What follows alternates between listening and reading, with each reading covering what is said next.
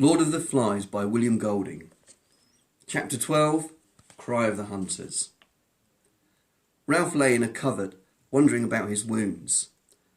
The bruised flesh was inches in diameter over his right ribs, with a swollen and bloody scar where the spear had hit him. His hair was full of dirt and tapped like the tendrils of a creeper. All over he was scratched and bruised from his flight through the forest. By the time his breathing was normal again, he had worked out that bathing these injuries would have to wait. How could you listen for naked feet if you were splashing in water? How could you be safe by the little stream or on the open beach? Ralph listened. It was not really far from the castle rock, and during the first panic, he had thought he heard sounds of pursuit. But the hunters had only sneaked into the fringes of the greenery, retrieving spears perhaps, and then had rushed back to the sunny rock, as if terrified by the darkness under the leaves. He had glimpsed one of them, striped brown, black and red, and had judged that it was Bill. But really, thought Ralph, this was not Bill. This was a savage whose image refused to blend with that ancient picture of a boy in shorts and shirt. Afternoon died away. The circular spots of sunlight moved steadily over the green fronds and brown fibre, but no sound came from behind the rock. At last Ralph wormed out of the ferns and sneaked forward to the edge of that impregnable thicket that fronted the neck of land. He peered with elaborate caution between branches at the edge and could see Robert sitting on guard at the top of the cliff. He held a spear in his hand and was tossing up a pebble and catching it again with the right. Behind him a column of smoke rose thickly, so that Ralph's nostrils flared and his mouth dribbled. He wiped his nose and mouth with the back of his hand, and for the first time since the morning felt hungry. The tribe must be sitting round the gutted pig, watching the fat ooze and burn among the ashes. They would be intent. Another figure, an unrecognisable one, appeared by Robert and gave him something, then turned and went back to the rock. Robert laid his spear on the rock beside him and began to gnaw between his raised hands. So, the feast was beginning, and the watchman had been given his portion. Ralph saw that for the time being he was safe. He limped away through the fruit trees, drawn by the thought of the poor food, yet bitter when he remembered the feast.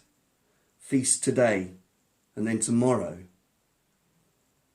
He argued unconvincingly that they would let him alone, perhaps even make an outlaw of him. But then the fatal unreasoning knowledge came to him again. The breaking of the conch and the deaths of Piggy and Simon lay over the island like a vapour. These painted savages would go further and further. Then there was that indefinable connection between himself and Jack, who therefore would never let him alone. Never. He paused, sun-flecked, holding up a bough, prepared to duck under it. A spasm of terror set him shaking, and he cried aloud, "No! They're not as bad as that. It was an accident." He ducked under the bough, ran clumsily, then stopped and listened.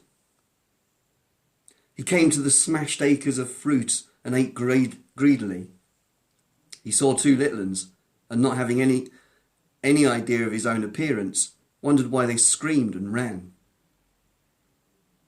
When he had eaten, he went towards the beach. The sunlight was slanting now into the palms by the wrecked shelter. There was the platform and the pool.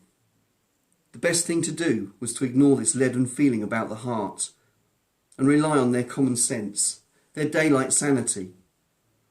Now that the tribe had eaten, the thing to do was to try again. And anyway, he couldn't stay here all night in an empty shelter by the deserted platform. His flesh crept, and he shivered in the evening sun. No fire, no smoke, no rescue. He turned and limped away through the forest towards Jack's end of the island. The slanting sticks of sunlight were lost among the branches. At length, he came to a clearing in the forest where the rock prevented vegetation from growing. Now it was a pool of shadows, and Ralph nearly flung himself behind a tree when he saw something standing in the centre. But then he saw that the white face was bone, and that the pig's skull grinned at him from the top of a stick. He walked slowly into the middle of the clearing, and looked steadily at the skull that gleamed as white as ever the conch had done, and seemed to jeer at him cynically. An inquisitive ant was busy in one of the eye sockets, but otherwise the thing was lifeless. Or was it? Little prickles of sensation ran up and down his back. He stood, the skull about level with his face, and held up his hair with two hands. The teeth grinned. The empty sockets seemed to hold his gaze masterfully and without effort. What was it? The skull regarded Ralph like one who knows all the answers and won't tell. A sick fear and rage swept him. Fiercely, he hit out at the filthy thing in front of him that bobbed like a toy and came back, still grinning into his face, so that he lashed and cried out in loathing. Then he was licking his bruised knuckles and looking at the bare stick, while the skull lay in two pieces, its grin now 6 feet across. He wrenched the quivering stick from the crack and held it as a spear between him and the white pieces. Then he backed away, keeping his face to the skull that lay grinning at the sky. When the green glow had gone from the horizon and night was fully accomplished, Ralph again came to the thicket in front of Castle Rock. Peeping through, he could see that the height was still occupied, and whoever it was up there had a spear at the ready. He knelt among the shadows and felt his isolation bitterly. They were savages, it was true, but they were human, and the ambushing fears of the deep night were coming on. Ralph moaned faintly. Tired though he was, he could not relax and fall into a well of sleep for fear of the tribe. Might it not be possible to walk boldly into the fort and say, "I've got packs," laugh lightly and sleep among the others, pretend they were still boys, schoolboys who had said, "Sir, yes, sir," and worn caps? Daylight might have answered yes, but darkness and the horrors of death said no. Lying there in the darkness, he knew he was an outcast. "'Cause I had some sense." He rubbed his cheek, along his forearm, smelling the acrid scent of salt and sweat and the staleness of dirt. Over to the left, the waves of ocean were breathing, sucking down, then boiling back over the rock. There were sounds coming from behind the castle rock. Listening carefully, detaching his mind from the swing of the sea, Ralph could make out a familiar rhythm. "Kill the beast! Cut his throat! Spill his blood!" The tribe was dancing. Somewhere on the other side of the rocky wall, there would be a dark circle, a glowing fire and meat. They would be savouring food and the comfort of safety. A noise near at hand made him quiver. Savages were clambering up the castle rock, right up to the top, and he could hear voices. He sneaked forward a few yards and saw the shape at the top of the rock change and enlarge. There were only 2 boys on the island who moved or talked like that. Ralph put his head down on his forearms and accepted this new fact like a wound. Sam and Eric were part of the tribe now. They were guarding the castle rock against him. There was no chance of rescuing them and building up an outlaw tribe at the other end of the island. Sam and Eric were savages like the rest. Piggy was dead and the conch smashed to powder. At length the guard climbed down, The two that remained seemed nothing more than a dark extension of the rock. A star appeared behind them and was momentarily eclipsed by some movement. Ralph edged forward, feeling his way over the uneven surface as though he were blind. There were miles of vague water at his right, and the restless ocean lay under his left hand, as awful as the shaft of a pit. Every minute the water breathed around the death rock and flowered into a field of whiteness. Ralph crawled until he found the ledge of the entry in his grasp. The lookouts were immediately above him, and he could see the end of a spear projecting over the rock. He called very gently, "Sam and Eric!" There was no reply. To carry, he must speak louder, and this would rouse those striped and inimical creatures from their feasting by the fire. He set his teeth and started to climb, finding the holds by touch. The stick that had supported the skull hampered him, but he would not be parted from his only weapon. He was nearly level with the twins before he spoke again. "Sam and Eric!" He heard a cry and a flurry from the rock. The twins had grabbed each other and were gibbering. "It's me, Ralph!" Terrified that they would run and give the alarm, he hauled himself up until his head and shoulders stuck over the top. Far below his armpit, he saw the luminous flowering round the rock. "It's only me, Ralph!" At length, they bent forward and peered in his face. "Well, we didn't know what it was. We thought..." Memory of their new and shameful loyalty came to them. Eric was silent, but Sam tried to do his duty. He wagged his spear and essayed fierceness. You shove off, see?" Eric nodded agreement and jabbed his spear in the air. Ralph leaned on his arms and did not go. "I came to see you two." His voice was thick. His throat was hurting him now, though it had received no wound. I came to see you two." Words could not express the dull pain of these things. He fell silent while the vivid stars were split and danced all ways.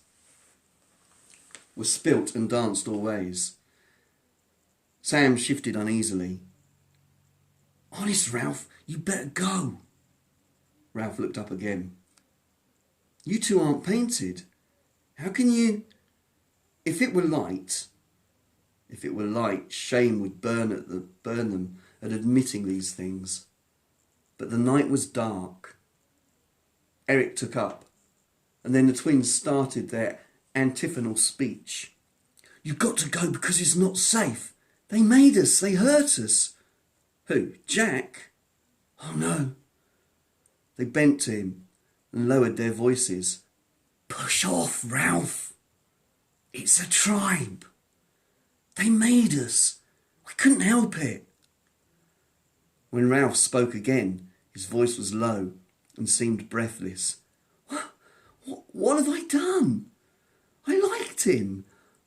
I wanted us to be rescued." Again the stars spilled about the sky. Eric shook his head earnestly. "Listen, Ralph, never mind what sense has gone.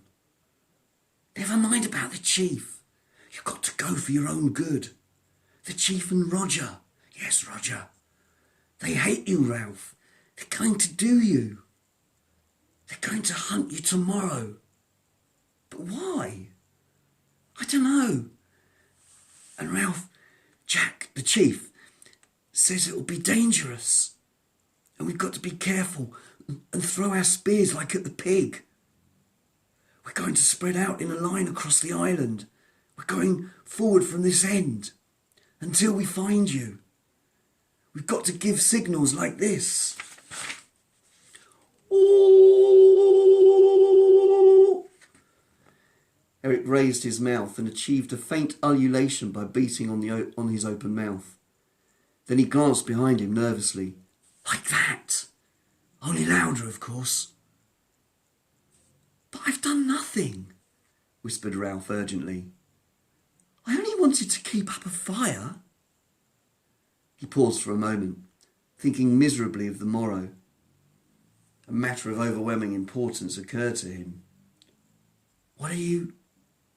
He could not bring himself to be specific at first, but then fear and loneliness goaded him. When they find me, what are they going to do? The twins were silent. Beneath him, the death rock flowered again. What are they... Oh, God, I'm hungry. The towering rock seemed to sway under him. Well, what? The twins answered his question indirectly. You've got to go now, Ralph. For your own good. Keep away as far as you can. Won't you come with me? 3 of us. We'd stand a chance. After a moment's silence, Sam spoke in a strangled voice. You don't know Roger. He's a terror. And the chief. They're both terrors. Only Roger...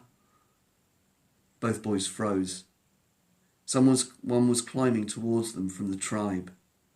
He's coming to see if we're keeping watch. Quick, Ralph! As he prepared to let himself down the cliff, Ralph snatched at the last possible advantage to be wrung out of this meeting. I'll lie up close, in that thicket down there, he whispered. So keep them away from it. They'll never think to look so close. The footsteps were still some distance away. Sam, I'm going to be all right, aren't I? The twins were silent again. Here, said Sam suddenly. Take this. Ralph felt a chunk of meat pushed against him and grabbed it. But what are you going to do when you catch me? Silence above. He sounded silly to himself. He lowered himself down the rock. What are you going to do? From the top of the towering rock came the incomprehensible reply. Roger sharpened a stick at both ends. Roger sharpened a stick at both ends. Ralph tried to attach a meaning to this, but could not. He used all the bad words he could think of in a fit of temper that passed into yawning. How long could you go without sleeping? He yearned for a bed and sheets. But the only whiteness here was the slow spilt milk, luminous round the rock 40 feet below, where Piggy had fallen. Piggy was everywhere, was on his neck, was become terrible in the darkness and death. If Piggy were to come back now out of the water with his empty head... Ralph whimpered and yawned like a little one. The stick in his hand became a crutch on which he reeled. Then he tensed again. There were voices raised on top of the castle rock. Sam and Eric were arguing with someone. But the ferns and the grass were near. That was the place to be in, hidden, and next to the thicket that would serve for tomorrow's hideout. Here, and his hand touched grass, was a place to be in for the night. Not far from the tribe, so that if the horrors of the supernatural emerged, one could at least mix with humans for the time being, even if it meant... What did it mean? A stick sharpened at both ends. What was there in that? They had thrown spears and missed, all but one. Perhaps they would miss next time too. He squatted down in the tall grass, remembered the meat that Sam had given him, and began to tear at it ravenously. While he was eating, he heard fresh noises, cries of pain from Sam and Eric, cries of panic, angry voices. What did it mean? Someone besides himself was in trouble, for at least one of the twins was catching it. Then the voices passed away down the rock, and he ceased to think of them. He felt with his hands and found cool, delicate fronds backed against the thicket. Here then was the knight's lair. At first light he would creep into the thicket, squeeze between the twisted stems, ensconce himself so deep so that only a crawler like himself could come through, and that crawler would be jabbed. There he would sit, and the search would pass by, and the cordon waver on, ululating along the island, and he would be free. He pulled himself between the ferns, tunnelling in. He laid the stick beside him and huddled himself down in the blackness. One must remember to wake at first light in order to diddle the savages. And he did not know how quickly sleep came and hurled him down a dark interior slope.